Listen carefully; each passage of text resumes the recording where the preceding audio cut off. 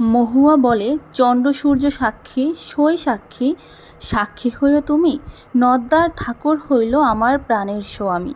বাইদ্যার সঙ্গে আমি যে সই যথায় তথায় যাই, আমার মন বাইন্ধা রাখে এমন স্থান আর নাই।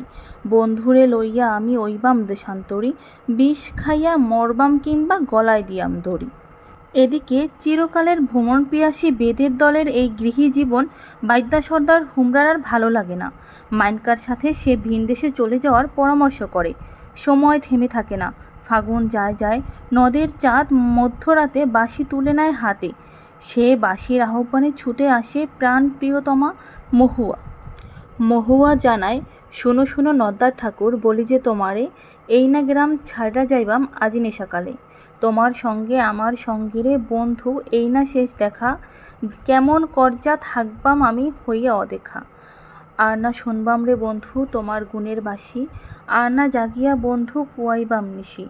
মনে যদি লয় রে বন্ধু, রাখো আমার কথা, দেখা করতে যাইও বন্ধু, খাওরে আমার মাথা।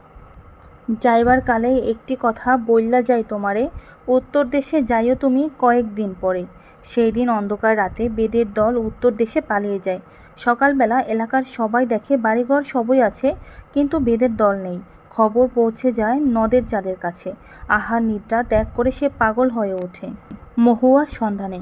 একদিন ঘুমন্ত মায়ের পায়ে প্রণাম করে বেরিয়ে পড়ে নদের চাঁদ। ঘুরতে থাকে মাসের পর মাস যে পথে গেছে বেদের দল। সবাইকে জিজ্ঞাসা করে তার মহুয়াকে কেউ দেখেছে কিনা। অগ্রহায়ণ মাসের অল্প শীতে কংসাই নদীর পাড়ে নদের চাঁদ মহুয়াকে পেল। আহার নিদ্রাহীন মহুয়া তখন প্রায় পাগল। সেই মহুয়া নদের চাঁদের আগমনে আজি কেনে অকস্মাতে হইল এমন ধারা, 6 মাসিয়া মরা যেন উঠা হইল খাড়া। দিল ভরিয়া কন্যা করিল রন্ধন, জাতি দিয়া নদিয়ার ঠাকুর করিল ভঞ্জন। হুমরা বাইদ্য নতুন অতিথিকে তার দলে বরণ করে নিল, কিন্তু আসল উদ্দেশ্য ভিন্ন।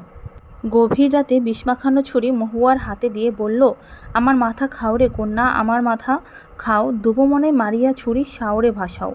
মহুয়ার সমস্ত পৃথিবী অন্ধকার হয়ে আসে।